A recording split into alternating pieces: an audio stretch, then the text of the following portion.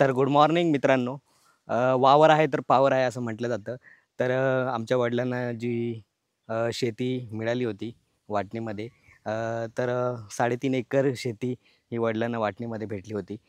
तर ही 3.5 एकर यामधला काही जो भाग आहे तो आम्ही घरासाठी यूज केलेला आहे. तर काही जो भाग होता तो पडीक होता. त्यानंतर वडिलांनी JCBने शेत काढून त्याचा उपयोग आता शेतीसाठी करतायत. तर प्रथमतः मी तुम्हाला आमच्याकडे जी शेती आहे, जे वावर आहेत ते तुम्हाला मी वन बाय वन दाखवतो. तर प्रथम तुम्ही माझ्या मागे बघू शकता. तर मागे बघा घर दिसते तुम्हाला आणि घराच्या समोरच हे वावर काढलेलं आहे. तर हे पहिलं वावर आहे आणि घराच्याच त्या बाजूला एक छोटंसं वावर आहे. तर हे पहिलं वावर तुम्ही पाहू शकता. समोर घर दिसते तुम्हाला. हे आमचं पहिलं वावर आहे. ॲक्च्युली बघायला गेलं तर हे फार छोटं वावर आहे. अ, त्यानंतर याच्याच बाजूला हे दुसरं वावर आहे.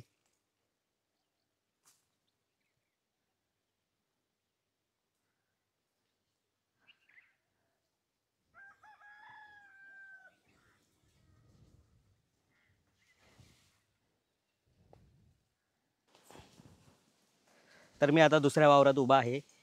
ह्या दुसऱ्या वावरातूनच आपल्याला तिसऱ्या वावरात जाता येतं. आमच्याकडे जी वावरं आहेत ती अशी सरळ आणि सपाट नाही आहेत. ज्याप्रमाणे तुम्ही पाहू शकता, की जळगाव किंवा इतर जे कोकणातली जी शेती आहेत, ती तुम्ही पाहिली असेल तर ती सपाट असतात.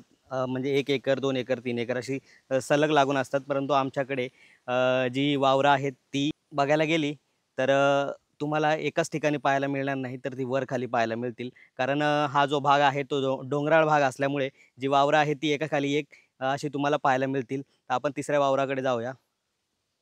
तर तिसऱ्या वावराकडे जाण्यासाठी या रस्त्यानेच आपल्याला खाली जावं लागेल.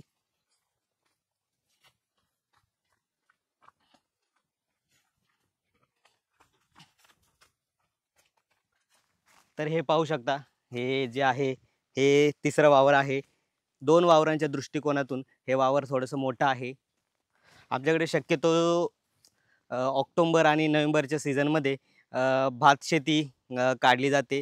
तर प्रथमतः आपली शेत होतं वरचं, त्यापेक्षा हे जे वावर आहे ते थोडंसं मोठं आहे आणि या वावरातूनच पुढे हा जो रस्ता आहे, या रस्त्याने आपण सरळ चालल्यानंतर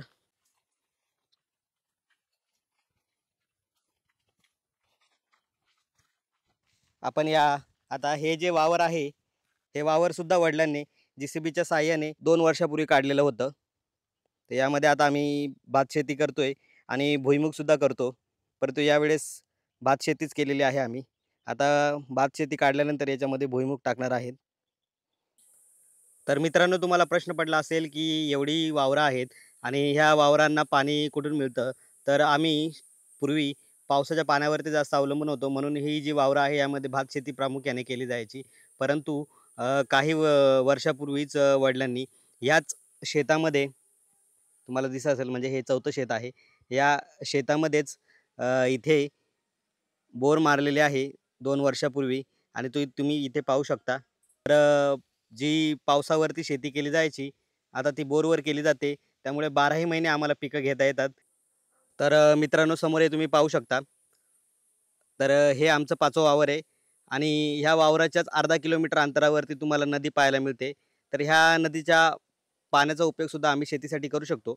परंतु जे गावकरी आहेत आणि आम्हीसुद्धा या पाण्याचा जास्त उपयोग करत नाही. कारण हे जे पाणी आहे ते जवळ फक्त फेब्रुवारीपर्यंतच तुम्हाला पाहायला मिळेल. त्यानंतर जुन्नर ह्या पट्ट्यामध्ये हे पाणी संपूर्ण सोडलं जातं आणि नंतर याची जी पातळी आहे ती खालावत जाते. त्यामुळे आम्ही शक्यतो जे आहे वडिलांनी जी बोर मारलेले आहेत, शेतामध्ये आहे आणि शिवाय घराच्या जवळसुद्धा आहे. त्यावरतीच प्रामुख्याने आम्ही शेती करतो.